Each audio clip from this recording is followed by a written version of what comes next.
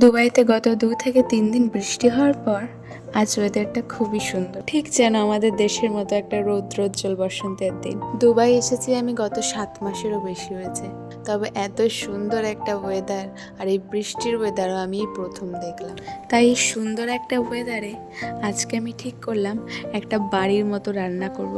দুবাইতে সবজির চাইতে মাছ, মাংস, ডিমের দাম অনেক কম। তবে সবজির দাম যতই বেশি হোক, সবজি ছাড়া আমার লাউ চিংড়ি তো হবে না। তো চলো আজকে বানাবো লাউ চিংড়ি, আর সাথে বানাবো এই ডালের বড়া। আর এই বড়াটা এতটাই টেস্টি হয়েছিল যে আমি বানাতে বানাতেই পুরোটা সাবার করে ফেলেছি। বড়াটা সত্যিই খুব দারুণ ছিল, পুরো একদম ক্রিস্পি ছিল, সাথে ধনে পাতা কুচি করে দিয়েছিলাম, তো খুবই টেস্টি লাগছিল। তারপরে আমি এখানে চিংড়ি মাছ ভাজছিলাম। আর তোমরা কে কে আমার মতন চিংড়ি মাছ ভাজার সময় একটা টপ করে উঠিয়ে খেয়ে নাও? আমি তো সবসময় এটা করি। তো এদিকে আমি মশলা কষিয়ে নিচ্ছি লাউ আর আলুর সাথে। এরপরে আমি দিয়ে দেবো এর মধ্যে জল। আর এই যে গন্ধটা আসে না লাউ চিংড়ির, এটা যে এতটাই সুন্দর।